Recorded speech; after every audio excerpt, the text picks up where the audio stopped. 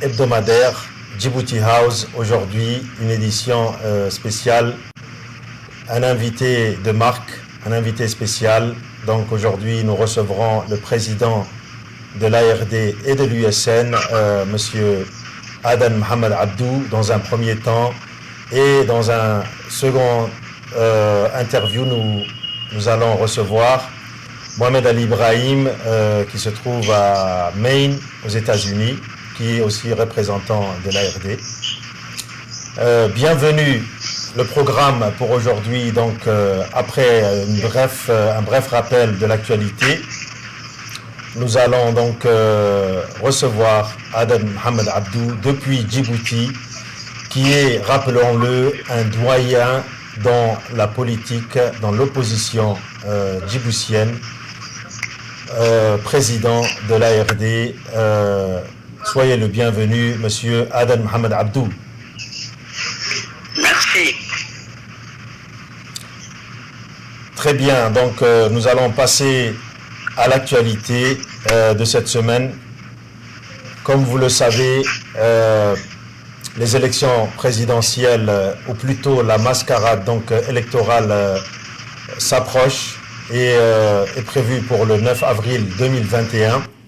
Nous allons donc parler de la pénurie d'eau que connaît donc une majorité de Djiboutiens dans la périphérie de Balbala. Nous allons rappeler les manifestations qui ont eu lieu dans la capitale et dans la périphérie et de la situation donc du Covid. Ici, nous commençons avec la pénurie d'eau. Cette vidéo donc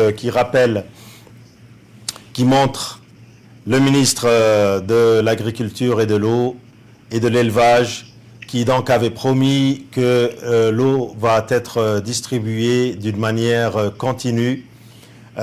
Mais malheureusement, la population et surtout la périphérie de Balbala, dans la capitale, souffre d'une pénurie d'eau et nous avons pu le voir sur les réseaux sociaux, donc les photos et les vidéos qui ont été partagées quant au problème de l'eau.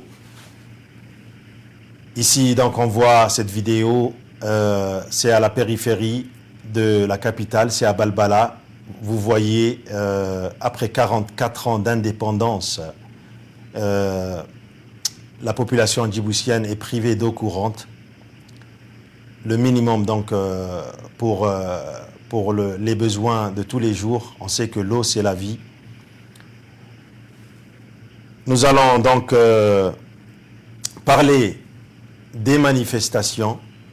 Là, comme vous avez vu la vidéo du ministre qui promet donc, qui a ouvert avec le président de la République la semaine dernière une usine de dessalement, mais que le problème persiste, que la population souffre.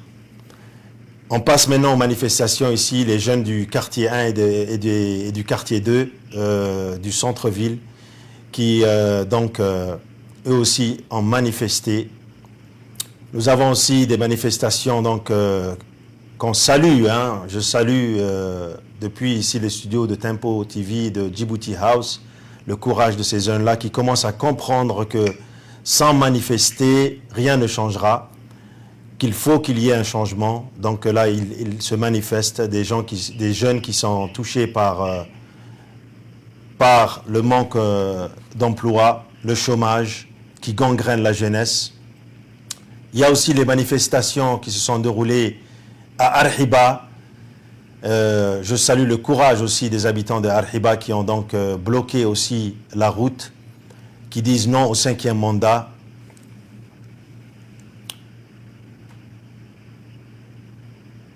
Les images vont être bientôt partagées en ce qui concerne les manifestations qui ont eu lieu à Arhiba. En attendant la situation, voilà donc l'image ici, on voit la route principale d'Arta avec une jeunesse qui en a marre. Rappelons-le que Arhiba est un des quartiers donc les plus anciens. Monsieur Adan Abdou pourra nous en dire plus tard plus. Et que la situation, l'insalubrité, L'accès à l'eau, à l'électricité est catastrophique. Arhiba se trouve au centre de la capitale. Ces jeunes-là donc manifestaient contre les arrestations arbitraires du régime. On passe au Covid. Ici, vous voyez des ralliements, des regroupements pour forcer d'enfants. Comme vous voyez, ce sont des enfants qui ont été rassemblés dans le stade municipal de la capitale de Djibouti. Comme vous voyez, aucune mesure de protection contre le Covid. Tous ces enfants-là sont exposés. Il faut dire que ces rassemblements-là ont été donc organisés par le régime pour donc montrer à la communauté internationale que la jeunesse le soutient. Or, il faut rappeler que ces jeunes écoliers qui ne sont même pas majeurs, qui ne sont pas en âge de voter, ont été forcés et ramenés de leur classe, ont raté leur classe juste pour se rassembler et pour dire oui au 5e mandat. La plupart d'entre eux donc, ne comprenaient pas pourquoi ils étaient là-bas. Des concerts donc, ont eu lieu. Ici, nous voyons donc, durant cette semaine, l'Union des femmes djiboutiennes qui, donc, avec les deniers, les biens publics, qui gaspillent l'argent des Djiboutiens, donc dans la majorité et dans le chômage et la souffrance, et qui à peine arrivent à se nourrir une fois par jour. On voit ces grandes fêtes, donc encore une fois, sans aucune distanciation, sans aucun geste barrière, sans respecter donc le danger que le Covid donc peut présenter. Ironie du sort, toutes ces fêtes-là ont lieu et en parallèle, on a le ministre de la Santé, donc une vidéo du ministre de la Santé qui donc passe à la seule radio télévision de Djibouti pour dire que le Covid a augmenté, que donc il a été donc décrété que le port du masque est obligatoire. Et d'un autre côté, donc on voit toutes ces célébrations et ces gaspillages. Voilà le ministre de la Santé qui donc lance un cri d'alarme et contre la situation du Covid. Donc, Monsieur Aden Mohamed Abdou, vous avez vu. Donc, on joue la vidéo, on va jouer la vidéo.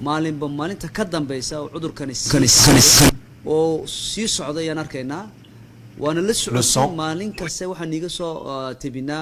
réseaux sociaux gaani soo dhignaa iyo raadiyada iyo telefishinka aniga soo sheegnaa wixii ay maalintiiba laga helay cudurkaasi uu faafaya ilaa la 24 cisho 824 qof yaa laga helay cudurka waxa uu dhugmaysaa cishadii 5 iyo 30 qof in cisho kasta laga helo waa bisha aan ku dhex jirnay maalis dhexdeedan waxa la helay inta de isbedel baa jira xaalad fiican baan soconay waxaan ku sii soconaa xaalad xun in de laga wada hortago waa qasab weeyaan kolka waxaan leenahay shicibka dantiina danta guudba ka hormariya oo ininku horta isbadbaadisiin dadka kalena badbaadisiin oo sidatiin maaska kala durugtiin oo marka sana gacmihiina maydin wuxuuna gelin karayaa xaalada adag.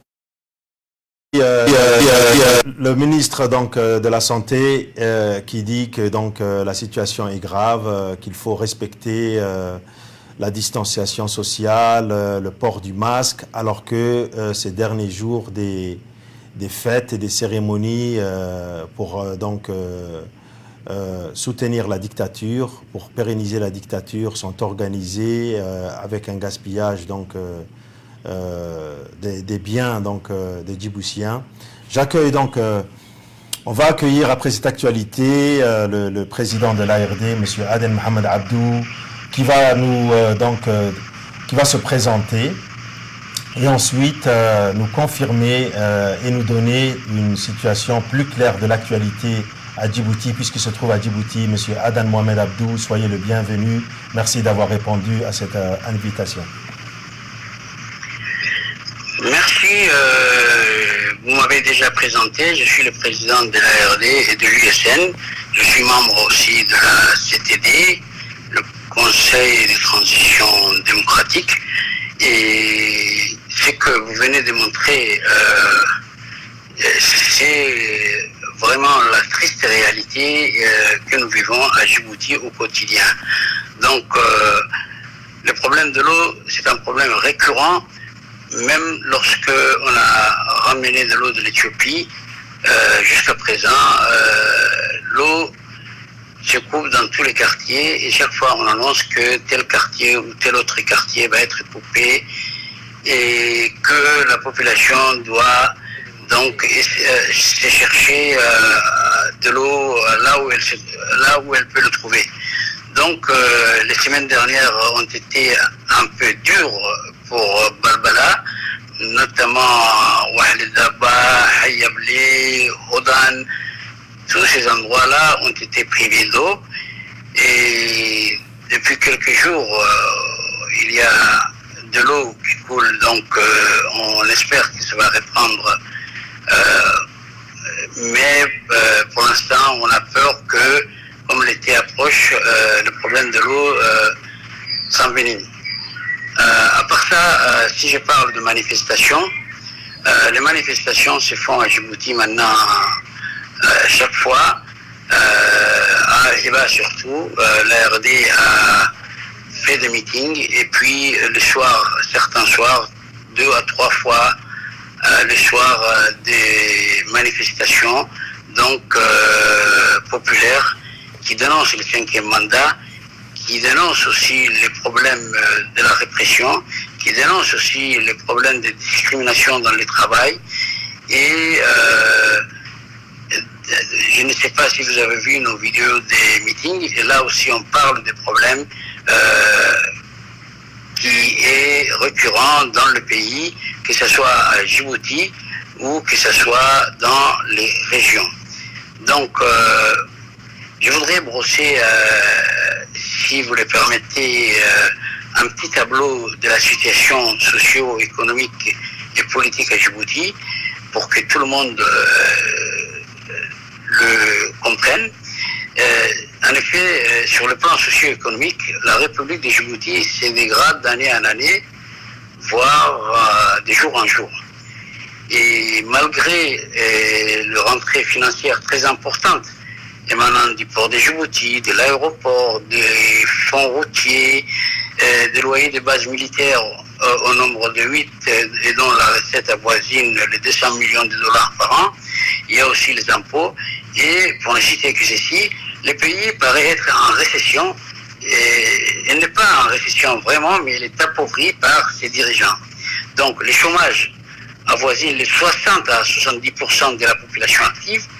Le taux de la pauvreté est aux alentours des 70%.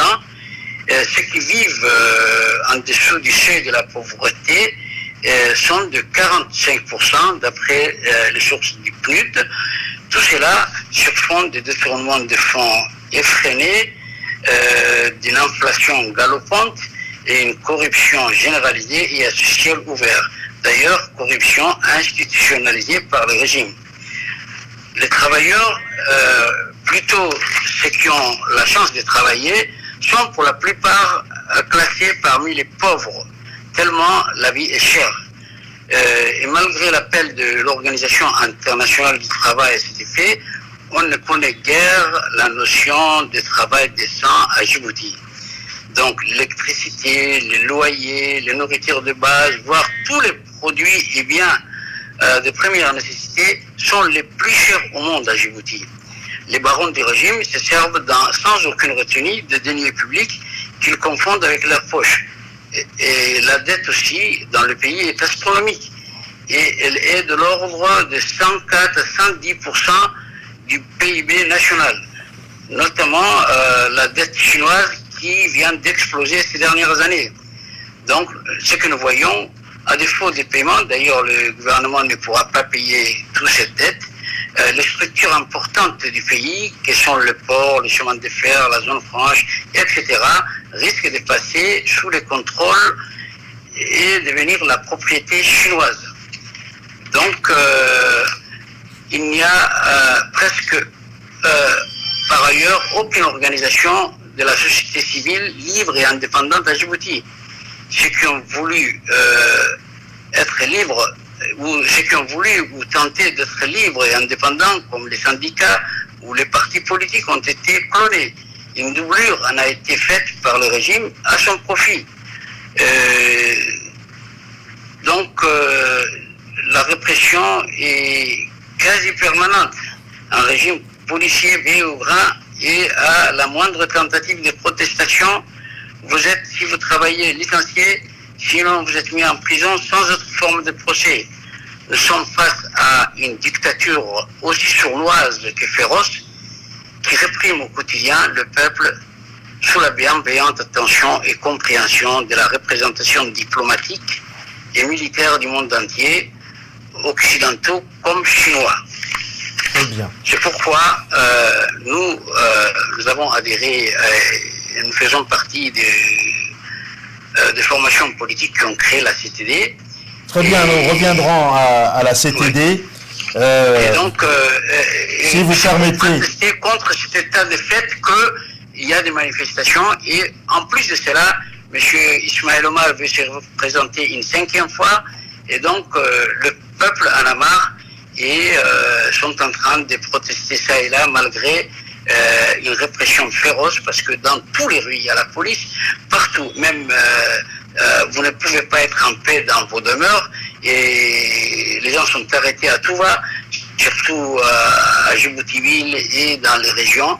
Même n'échappent pas les pauvres bergers qui sont avec leurs chèvres, avec leurs cheptels, ils sont tous emmenés à Agabod. Donc aujourd'hui à Agabod il y a des jeunes comme Omar Ali et ses camarades dont on reproche qu'ils ont des parentés avec les Omar Daoud. Il y a, Omar Daoud. Omar Daoud, voilà. Il y avait déjà aussi le pilote Youssouf. Fouad Youssouf. Qui a été... Fouad Youssouf Ali. Fouad Youssouf Ali qui a été arrêté et qui demeure toujours donc à la sinistre prison de Gabod. Il a été rejoint par un autre militaire, le fils de Mohamed Ali. Youssouf Mohamed Ali Gabassé. Youssouf Mohamed Ali Gabassé. Et donc, à peu près une vingtaine, disons, voire une 50aine de personnes sont à Gabod. Ils sont arrêtés dernièrement, soit à Tadjoura, soit à Ali Sebiye, soit à Dikil, et les arrestations continuent.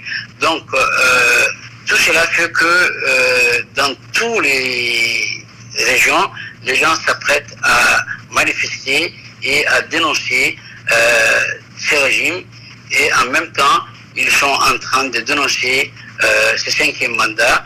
Mais malgré tout, M. Ismaël Omar, avec la compréhension de la communauté internationale qui ne lui dit rien, veut passer en force et se représenter encore une fois.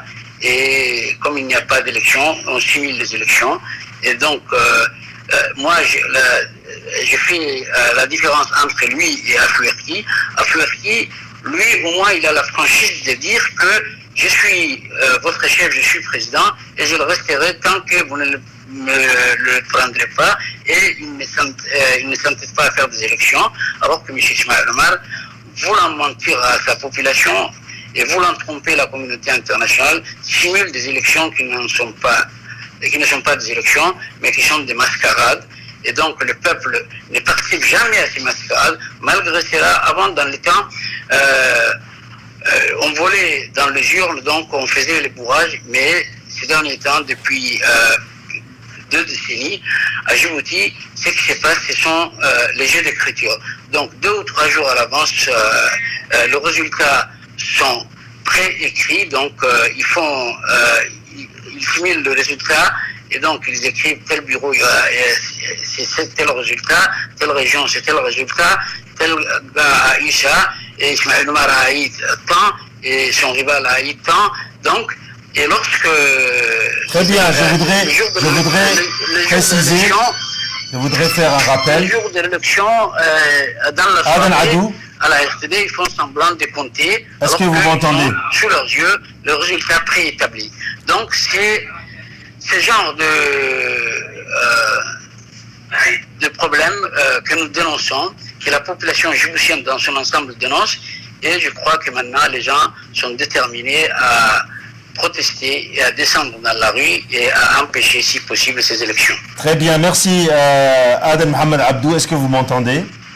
Oui, je vous entends. Très bien. Alors, je voudrais que vous confirmiez que tous les partis de l'opposition, même si une minorité d'entre eux n'ont pas rejoint, donc n'ont pas épousé la CTD, qui est la charte pour une transition démocratique, on va en parler, mais est-ce que vous confirmez que tous les partis politiques donc ont boycotté ces élections et que IOG, le président Ismaël Omar Guelleh, s'est fait donc un candidat indépendant sur mesure, qui est d'ailleurs un proche du côté donc du président, qui est un proche, un inconnu donc qui est apparu il y a quelques mois, qui avait donc la double nationalité.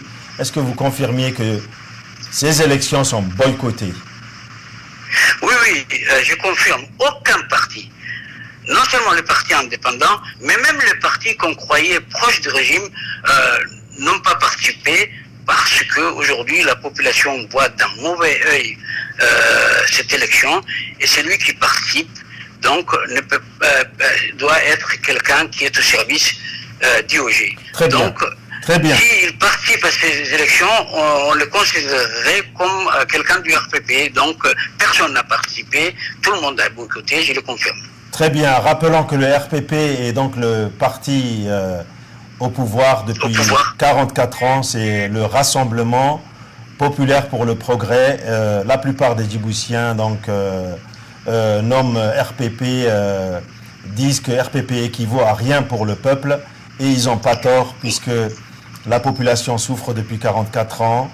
Le pays donc a été les fonds du pays ont été détournés donc par une équipe, une famille, donc une clique clanique, mais aussi donc des personnes qui ont préféré donc leurs intérêts personnels à l'intérêt de la population. Je voulais donc parler aussi du Covid, de la mauvaise foi. Est-ce que vous trouvez que c'est une mauvaise foi que de dire que le port de masque est obligatoire, et en parallèle d'organiser, pire même, de rassembler des enfants et de les exposer au Covid qui est mortel? Quel est votre avis là-dessus? Mon avis, c'est qu'à Djibouti, le gouvernement fait deux poids, deux mesures. Lorsqu'il s'agit de manifestations ou des rassemblements que eux ils organisent, il n'y a pas de Covid, il n'y a pas de gestes barrières, donc rien n'est valable. Mais lorsqu'ils veulent imposer leur dictat à la population, ils disent qu'il y a le Covid, que nous ne pouvons pas réunir, que nous ne pouvons pas manifester, que nous ne pouvons pas faire de meetings. Et donc, à Djibouti, les gens voient le problème du Covid comme un théâtre organisé par le gouvernement. Parce qu'il y a beaucoup de gens qui disent que vraiment le Covid n'existait pas à Djibouti. Si le Covid existait, le gouvernement ne serait pas comme ça, et que tous les ministres et tous les gens qui forcent à se rassembler autour d'eux ne seraient pas ensemble comme ça si vraiment il y avait Covid, parce qu'ils auraient peur pour leur santé.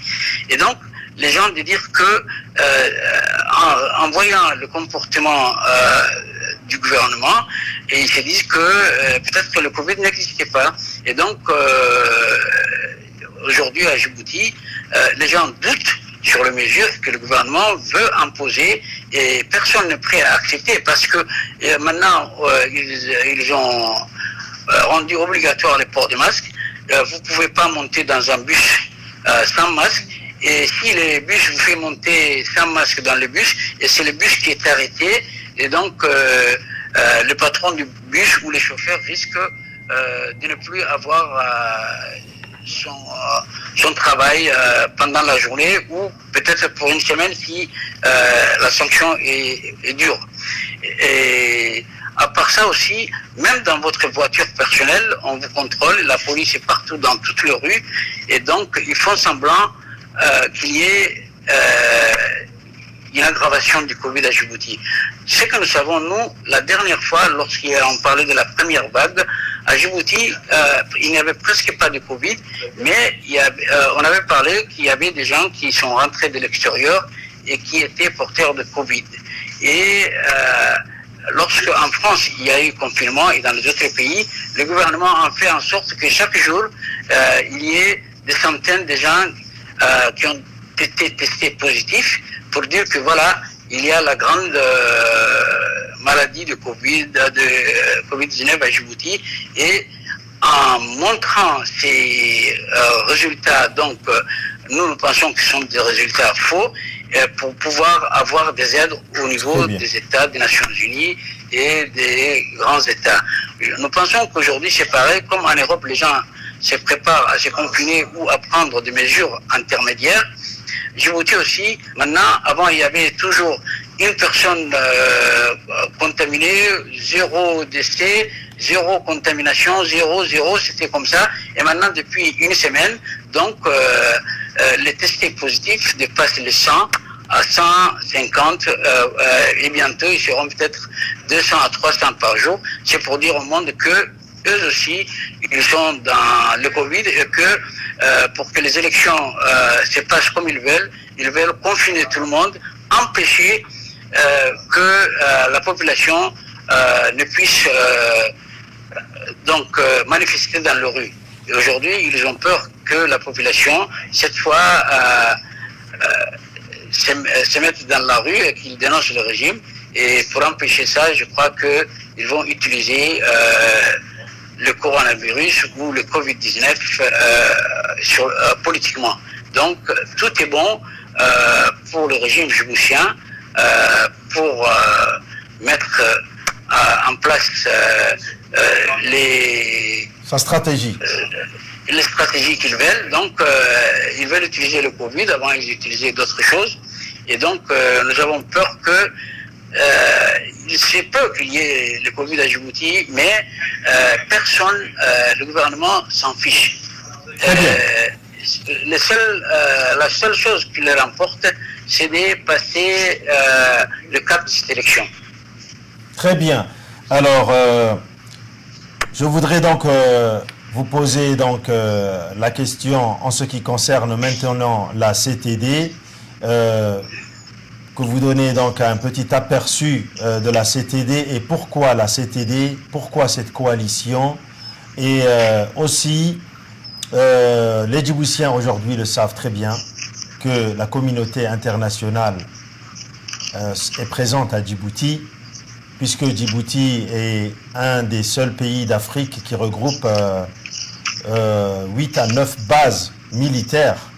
Rappelons-le que Djibouti accueille une base militaire permanente américaine, base militaire permanente chinoise, française, allemande, italienne et japonaise. Donc c'est pour dire que la communauté internationale est présente à Djibouti et voit tout ce qui se passe. Quel est donc que les Djiboutiens donc ont compris que le changement viendra des Djiboutiens. C'est pourquoi les Djiboutiens commencent à se coaliser, à se regrouper. Et on voudrait bien que vous donniez un aperçu donc de la CTD et le pourquoi de la CTD. La CTD, Conseil de transition démocratique à Djibouti, est formée par les représentants de plusieurs formations politiques, 5 formations de partis politiques, dont l'une est politico-militaire. Elle est formée aussi par des représentants de la société civile, des personnalités politiques et des personnalités de l'armée qui veulent sauver notre pays du naufrage social, économique et politique dans lequel le régime actuel l'entraîne irrémédiablement. Donc la CTD, c'est un organe qui compte mettre fin à ce régime agonisant et mettre une transition, si possible pacifique, en vue d'une deuxième république au cours de laquelle nous voulons instaurer une véritable démocratie dans le cadre d'un état de droit. Donc la CTD veut restituer le pouvoir au peuple qui en a été spolié de force depuis bientôt 43 ans par un groupe puisqu'il dirigeait par un conglomérat clanique, voire familial. Et donc aujourd'hui, la CTD est en train de travailler sur la charte qui va servir d'orientation à côté de la Constitution, c'est-à-dire que cette charte sera au-dessus de la Constitution durant la période de transition. Donc la CTD est là, pour l'instant maintenant elle travaille sur la charte, mais elle va aussi travailler sur les autres aspects du programme qui sont le social, sur le plan social, sur le plan économique, sur le plan militaire et sécuritaire.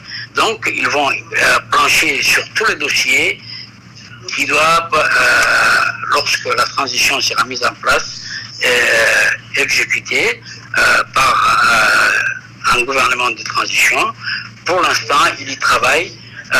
Au niveau de la CTD, on y travaille, mais sur le terrain aussi, la CTD veut que le combat politique du peuple djiboutien continue et s'intensifie pour que ce régime soit renversé. Très bien. Et sur le plan, oui.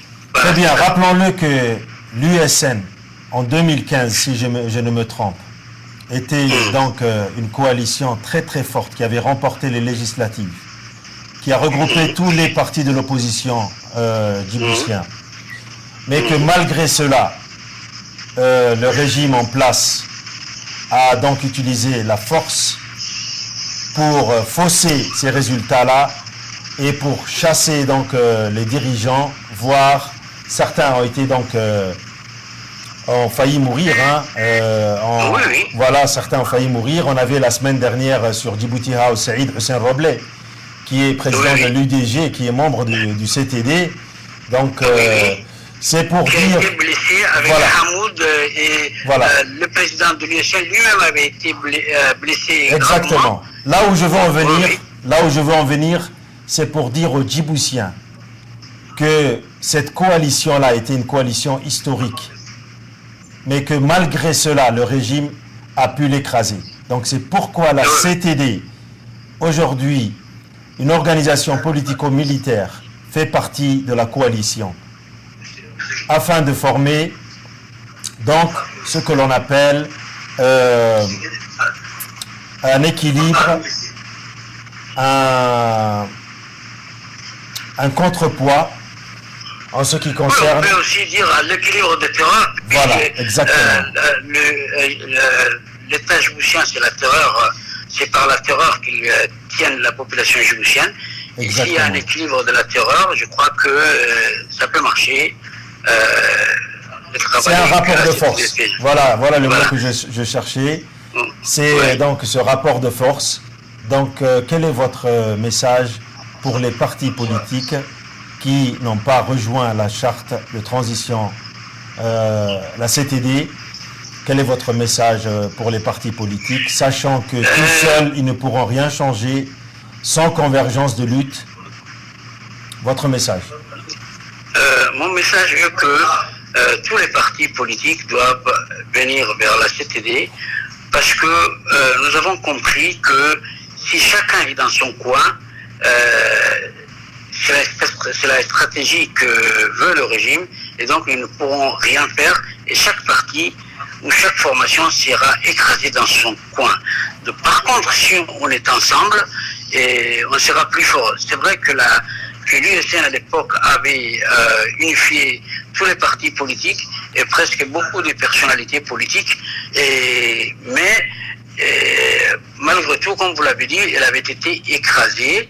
Et aujourd'hui, il y a un nouveau regard que nous avons porté sur la lutte à mener. Donc, les partis politiques, les personnalités politiques ne sont pas seules.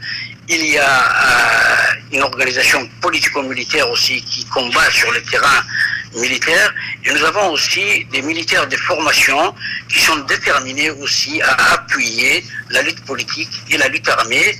Et donc, nous avons aujourd'hui une grande coalition qui ne peut pas être facilement vaincue, et c'est pour cela que nous appelons toutes les formations politiques qui aujourd'hui sont dans leur coin pour venir rejoindre, parce que nous serons beaucoup plus forts si vous venez. Et d'ailleurs, aujourd'hui, le temps du régime est compté. Sur le plan international, il n'est plus en odeur de sainteté avec les grands pays occidentaux, et aussi avec les pays voisins avec qui il n'est pas bien. Dans le temps, on croyait que le régime djiboutien était quand même un pôle de stabilité dans la région, mais aujourd'hui, on a compris que c'est à cause du régime djiboutien qu'il y a l'instabilité dans la Corne de l'Afrique. Et donc, nous aurons la sympathie du monde international, de la région, et si la population est au rendez-vous, elle le sera si toute l'opposition est réunie. Et d'ailleurs, maintenant, la majorité de l'opposition est réunie au sein de la CTD. Il y a des personnalités politiques, comme j'avais dit, il y avait la société civile, et il y a aussi les partis politiques, il y a les mouvements politico-militaires, il y a la représentation militaire qui entendent aussi travailler avec les politiques. Et tout cela fait qu'aujourd'hui, la situation est en faveur des gens qui veulent la démocratie, qui veulent l'état de droit et qui veulent renverser ce régime. Très Donc, bien. nous les appelons à nous rejoindre. Très bien, merci. Rappelons-le que la CTD est ouverte à tous les Djiboutiennes et Djiboutiens, que la CTD appelle à la convergence de Elle est lutte. ouverte à tout le monde. Voilà. Ouais.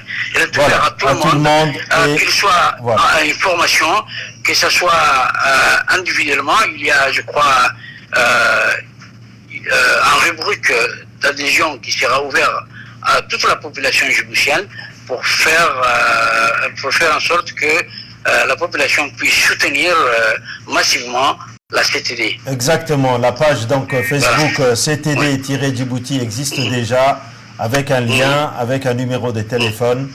Toute personne est la bienvenue. Djibouti est un petit pays, tout le monde se connaît. Je voudrais donc très rapidement que vous résumiez, vous avez déjà résumé la situation. Est-ce que on a Mohamed Ali en ligne?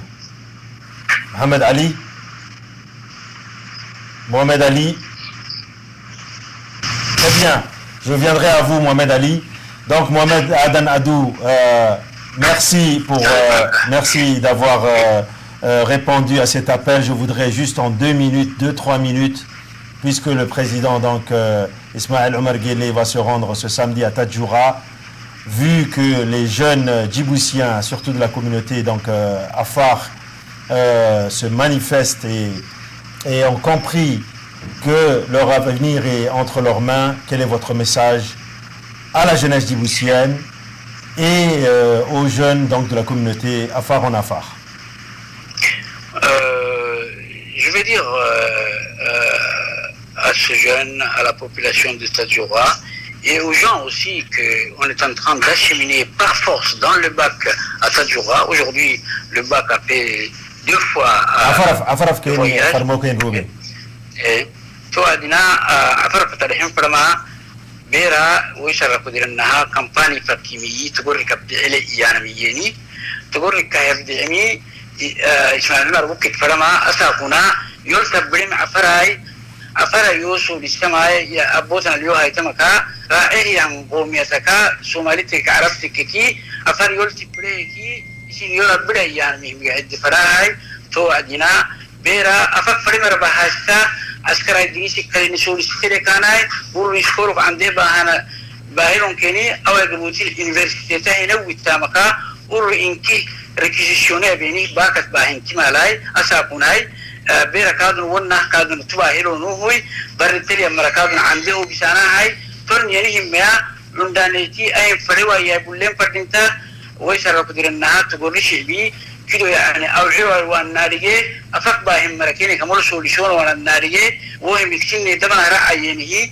دورين كنت كي أي من ضد يعني يبولين فردينتا هاي أسافونا تقوليش بكين نهنيوا تقولي إنكي يعني بردك مقالتك كين نهنيوا يبولين فردينتا رمضانيتي ميستان فردين تسابقك ميستان متناي أساكون ميسي دما يعني شعب لوكسينها ميسي شعب لقمكي دولات فنقحتكي سنيمي وقتاي ويسرق ديرنها سن حلوة يتامسين سو لسانه نمكي أساكون أكي عنده بيامري تقري ميتن كنتي حدث كما بيانك أروي هذا الرأي كده من الرأي كين فردينتا توكل كين اللي يعني فرنا هنا تساوي لي أو عنا فردينتا كين أساسي. Merci.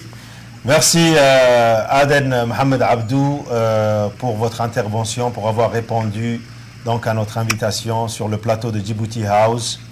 À une prochaine fois. Merci. C'est moi qui vous remercie. Assalamu alaikum. Wa alaykum assalam wa rahmatullahi wa barakatuh. Nous allons passer donc à la deuxième partie avec Mohamed Ali Ibrahim depuis les États-Unis, depuis Maine. Mohamed Ali qui est un ancien employé, qui était employé donc dans le passé à l'ambassade de Djibouti à Qatar. Il est aussi un des fondateurs et ancien porte-parole donc de l'USN USA. Et c'est un des fondateurs aussi de Djibouti House. Il travaille actuellement donc pour la plus large organisation politique à l'État de Maine aux USA. Donc on aura la chance de partager, il va partager avec nous son expertise politique et son regard sur la situation et la crise socio-politique à Djibouti. Monsieur Mohamed Ali Ibrahim, soyez le bienvenu. Que pensez-vous du 5e mandat? Très brièvement. Merci. Amar, merci Djibouti House. Je salue aussi mon président. Est-ce que vous m'entendez? Oui, je vous entends. D'accord. Donc, pour répondre à votre question, le 5e mandat est vraiment clair que le peuple djiboutien cherche une solution, car ni le 5e, ni le 4e, ni le 3e, ni le 2e, ni le premier mandat d'Ismaël Omar Guelleh a apporté quoi que ce soit à la population djiboutienne. Donc aujourd'hui, nous sommes dans un carrefour historique où le peuple djiboutien cherche une autre direction et veut vraiment changer, cesser la continuité de ce régime sous Ismaël Omar Guelleh. Très bien, donc le 5e mandat, tout le monde est d'accord, c'est l'impasse politique à Djibouti. Rappelons-le que le président donc, avait changé la constitution en 2010, correct? Et pour donc pouvoir se représenter à vie, ceci est donc une caractéristique des régimes dictatoriaux, changer la constitution. Donc aujourd'hui, il est clair que toute la jeunesse djiboutienne, toutes les communautés ont bel et bien compris que le changement, c'est cette année, c'est aujourd'hui. Le 5e mandat ne doit pas passer. Même si le 9 avril 2021, nous avons une mascarade électorale qui se prépare, tout le monde le sait que cette date-là n'est pas une date butoir, puisque l'opposition, la CTD et tous les activistes, tous les autres partis politiques aussi qui n'ont pas rejoint la CTD manifestent, comme par exemple le RAD, ils manifestent à Djibouti, le MRD, même si ces 50 à 60 personnes-là ne vont pas renverser ce régime qui a donc qui s'est renforcé, qui a placé donc ces éléments au niveau des institutions de défense et de sécurité, une famille qui s'est donc entourée de proches et qui a mis main basse et qui a corrompu donc le reste des dirigeants. La population donc est au chômage, la population donc a faim d'un changement. Merci. Deuxième question, donc la situation bloquée à Djibouti, nous avons parlé. La population djiboutienne est révoltée contre la politique de Ismaël Omar Guelleh, surtout les jeunes. On voit les manifestations, les jeunes du quartier 1, du quartier 2, de Balbala, de Dikil, de Tadjoura, d'Arhiba. Je les félicite. Je leur envoie donc mes vives félicitations et je les encourage à continuer donc ces manifestations. Quelle est donc la meilleure issue pour sortir de ce blocage? Pourquoi la CTD? D'accord. Est-ce que la CTD c'est la solution et pourquoi? Oui, bien sûr, parce que d'ailleurs, la nature dictatoriale du régime de RPP n'a jamais été un secret. Les Djiboutiens, dans notre courte histoire, nous nous sommes toujours concentrés sur les critiques et pointer le doigt sur ce qui ne va pas, pourquoi les choses ne vont pas, pourquoi le régime s'endurcit envers la population, pourquoi il fait ça, tel ministre a fait ça, le président a fait ça, son fils a fait ça. Il y avait une façon que la population djiboutienne avait un espoir où un jour quelque chose va changer seul.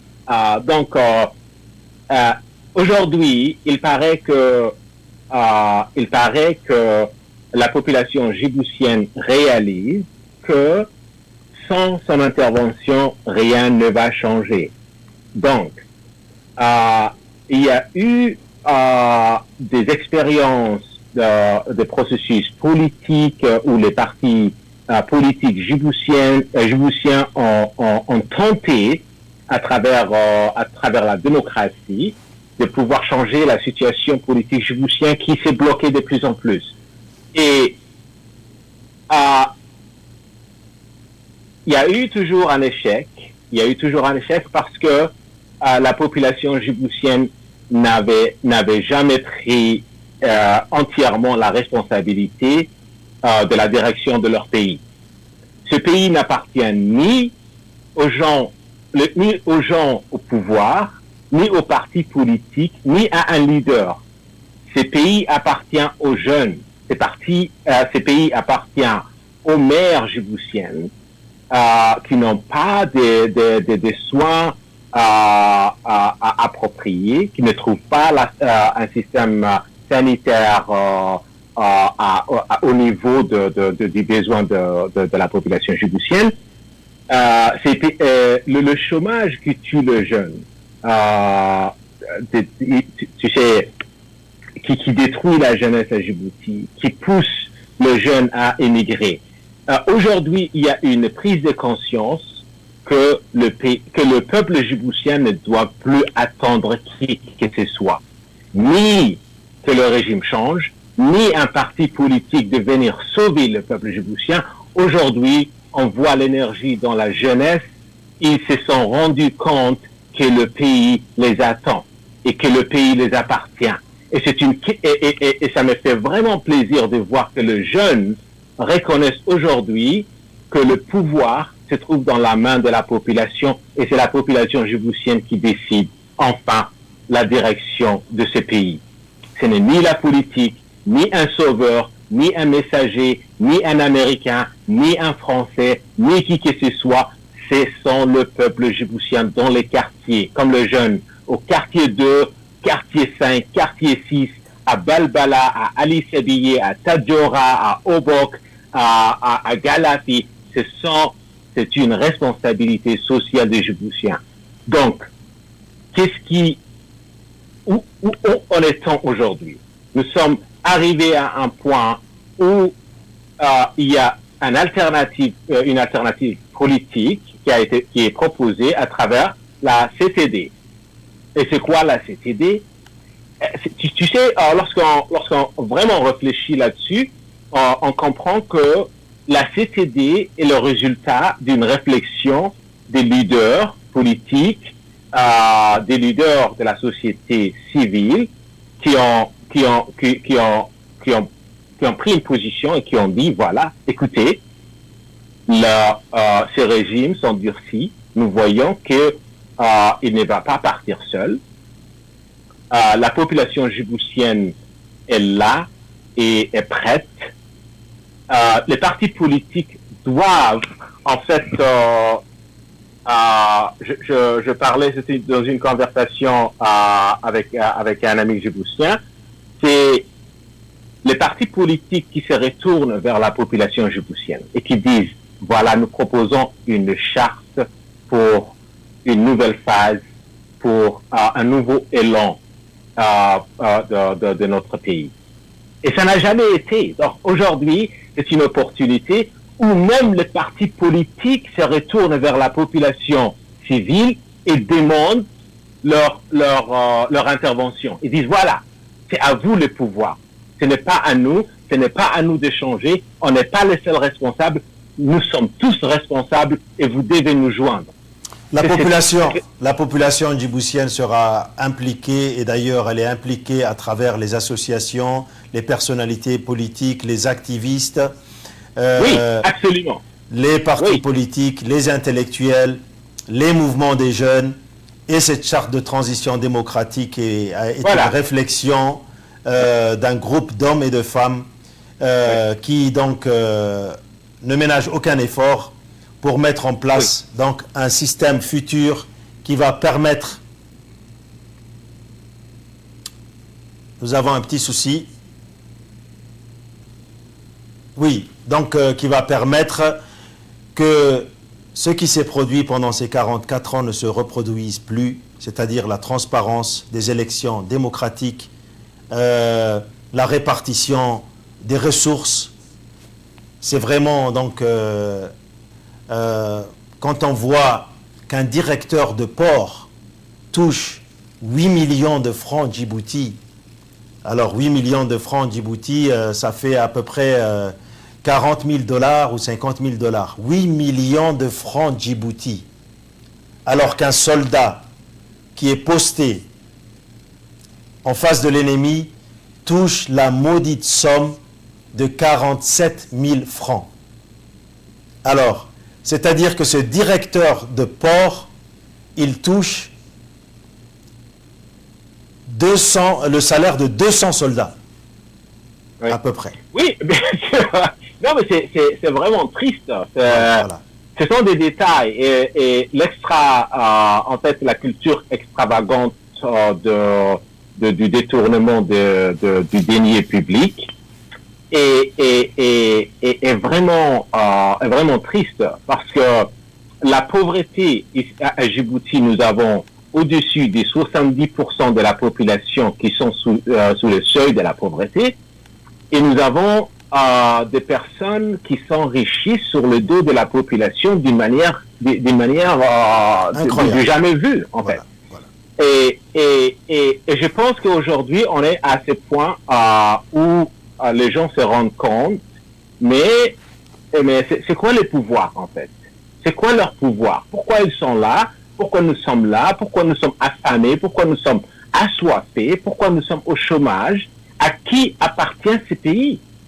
C'est une question nationale, c'est un réveil national. Aujourd'hui, je suis vraiment... parce que je pense que la politique, en fait, c'est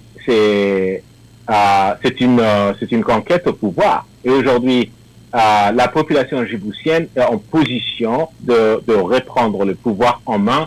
Et c'est avec cette proposition de la charte de la CTD qu'on y arrivera ensemble. Et je voulais finir une idée que j'avais commencé à propos de la CTD, parce que lorsque je disais que la CTD est le résultat d'une réflexion des intellectuels et des leaders des partis, des jeunes de la société civile qui se sont retournés vers la population civile et qui disent, voilà, nous proposons ça, vous pouvez rectifier, vous pouvez changer, vous êtes tous, nous sommes tous ensemble, parce que là, il y a aussi une prise de conscience au niveau des partis politiques. Les partis politiques ne sont pas en compétition. En étant en dehors du pays, en étant sous cette oppression et contrôle dans le pays, ils ne peuvent pas se contenter de dire, voilà, nous sommes un parti politique qui va concourir pour la politique. Mais ils doivent créer aujourd'hui le terrain où ils iront tous ensemble faire une concurrence politique, où il y aura une compétition politique, où les partis politiques vont proposer leur vision politique et leur programme politique à la population djiboutienne. Mais aujourd'hui, du moment qu'il est impossible de faire ça sous ce régime, les partis politiques sont obligés de joindre la CTD et de, ensemble avec la population djiboutienne, créer cette nouvelle réalité djiboutienne où les partis politiques auront leur droit d'exercer leur droit constitutionnel de fonctionner comme des partis politiques et de travailler pour cette nation. Très bien. Merci Mohamed Ali Ibrahim pour votre intervention. Mohamed Ali Ibrahim est aussi membre de la CTD. Il est le représentant de l'ARD ici aux États-Unis, dont nous avons eu dans une première partie le président Aden Mohamed Abdou, qui est le président de l'ARD et USN et se trouve à Djibouti. Mais rappelons-le aussi que Mohamed Ali Ibrahim est un des fondateurs de Djibouti House, ce plateau. Alors Mohamed Ali Ibrahim, quel est votre dernier message pour la population djiboutienne, pour les jeunes, votre message, Mohamed Ali? Merci encore, Omar. Je pense que mon message ne sera pas long, car aujourd'hui, nous sommes arrivés à un point où on se pose la question, c'est quoi la solution? On ne cherche plus à nous retourner vers le passé. On s'est arrêté, on réfléchit, on s'assoit, on réfléchit sur la question, c'est quoi la solution? Nous sommes arrivés à cette position et je félicite les jeunes qui continuent à manifester dans les rues de Djibouti contre cette injustice, contre cette politique dictatoriale qui règne dans le pays, qui a détruit l'avenir des jeunes, de plus de 60% de la population djiboutienne. Donc, je dis aux jeunes que ce pays vous appartient, l'avenir vous appartient, c'est à vous de créer et de façonner l'avenir que vous voulez, quel pays vous voulez vivre, dans quel pays vous voulez vivre, qu'est-ce que vous voulez que Djibouti ressemble dans les 10 ans à venir, dans les 20 ans à venir, dans les 30 ans à venir, qu'est-ce que vous voulez laisser comme héritage à vos enfants, aux générations suivantes.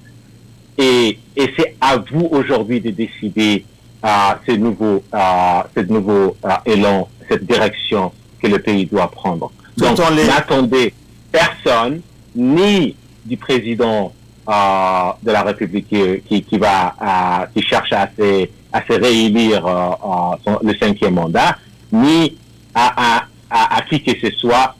C'est dans vos mains et c'est à vous de décider aujourd'hui. Et ce que je dirais, je propose que le jeune regarde la charte qui sera lancée par la CTD et qu'ils ajoutent leurs idées, qu'ils s'engagent pour le pays et ensemble nous arriverons à la victoire et pour devenir une nation digne de ce nom. Très bien, donc la CTD va accompagner ces jeunes-là, travaille dur et va bientôt aussi, dans les jours à venir, partager avec la population djiboutienne les travaux qui ont été faits. Il faut savoir que des hommes et des femmes, à raison de 4-5 heures de meeting, 3 à 4 fois par semaine, travaillent, se sont réunis, ont décidé de prendre leurs responsabilités pour accompagner ce vœu de changement à Djibouti.